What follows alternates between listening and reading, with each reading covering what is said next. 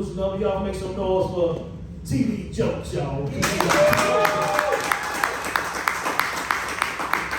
the door. He said TV jokes, no relation.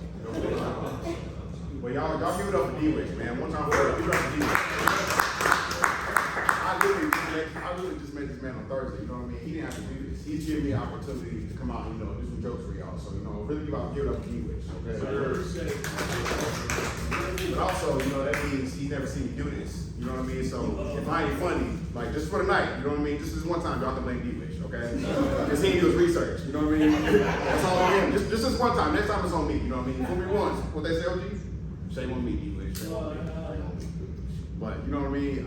When I grew up, I never understood, like, as a weed smoker, I never understood why people, like, smoke cigars. But I've been here about 20 minutes, I get it, man. I'm relaxing the motherfucker in here, I get it. I'm chilling, everybody chilling. I feel chill as hell. I was nervous at first, but I'm like, here 20 minutes? Yeah, I'm good now. I done heard, and that was the first time I get to comedy in front of mostly black people.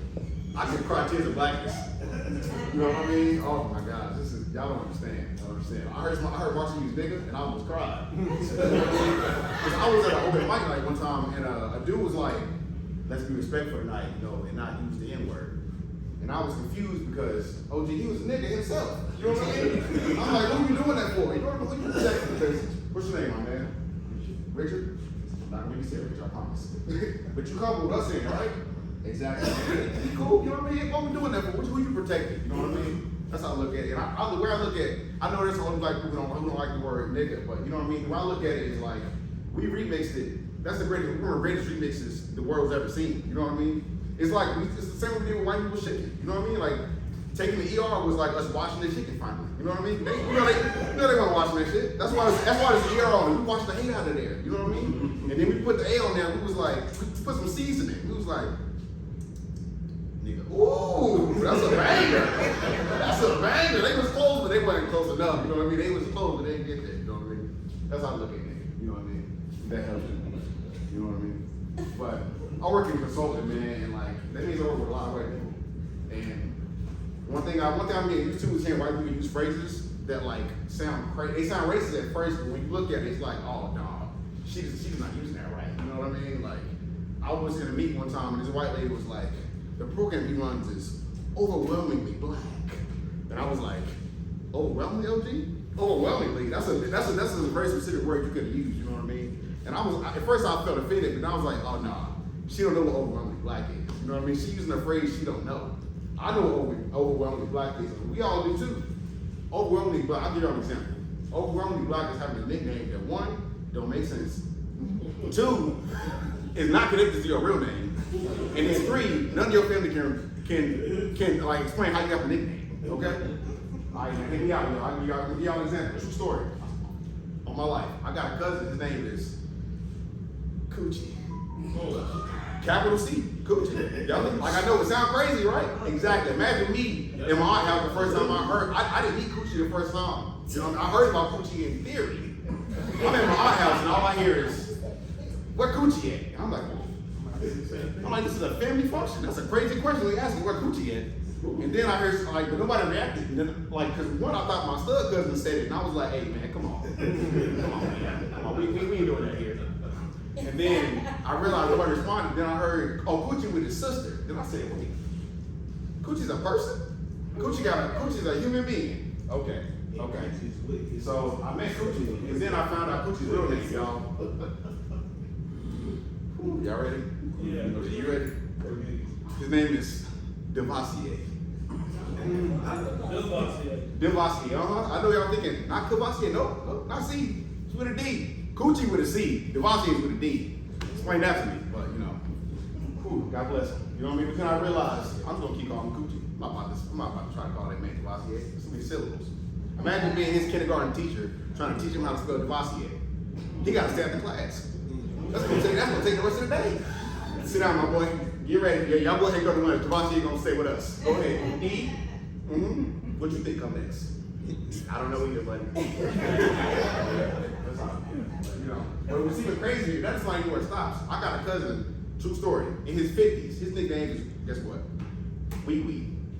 I can't make this shit up. There's a grown ass man that walk around calling Wee Wee. But and the funny thing is, I don't even know Wee Wee's real name.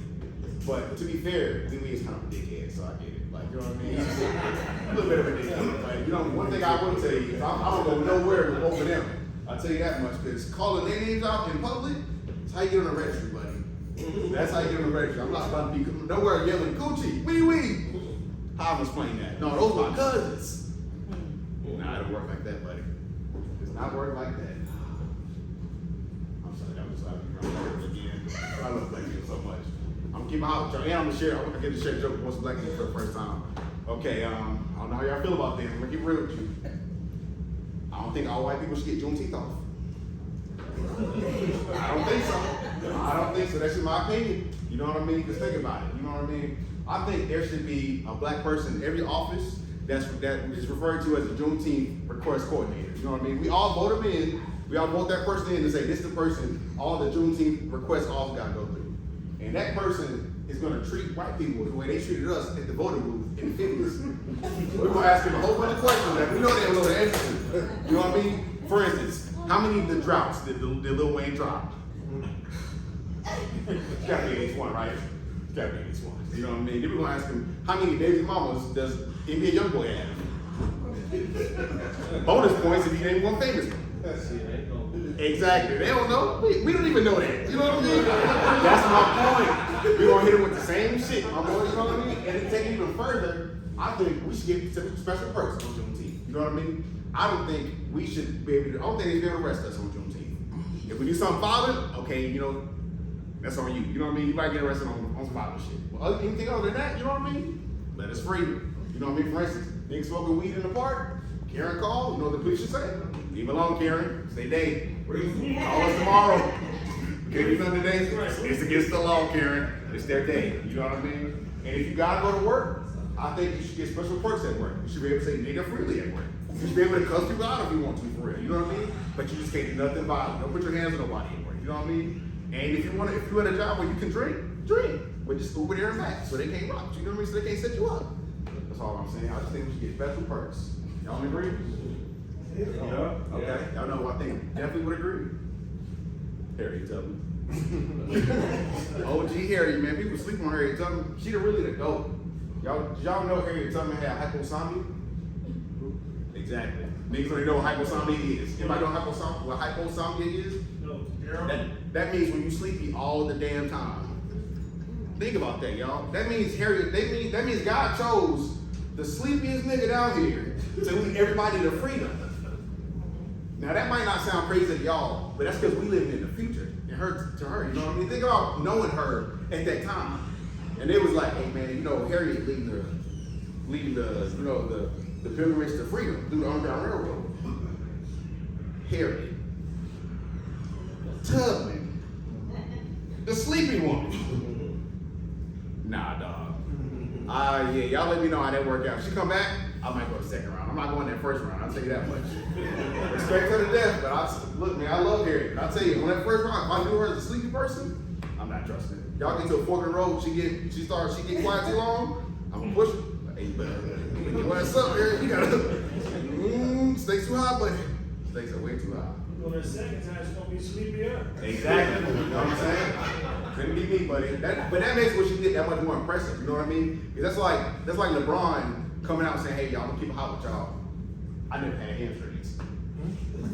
We like, what the fuck? This man has been doing all. This man is the leader in NBA points, the GOAT, and he ain't have no hamstring.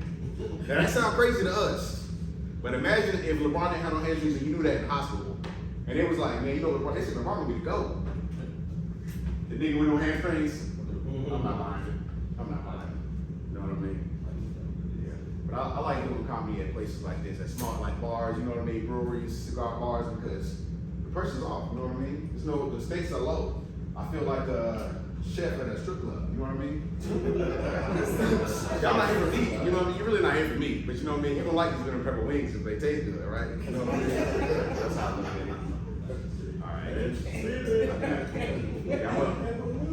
see, one more. I'm gonna say this. I grew up in the church, all right? So I get it. You know what I mean? I know not everybody's good therapy, but I suggest everybody go.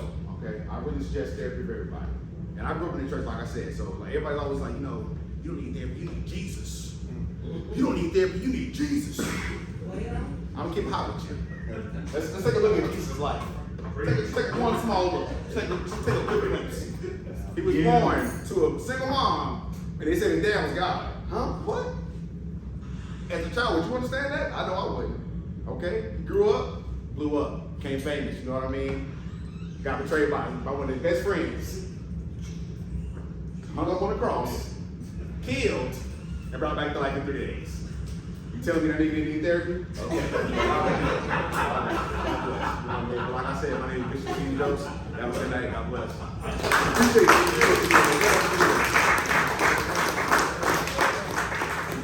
Yeah, man. One more time for Bishop.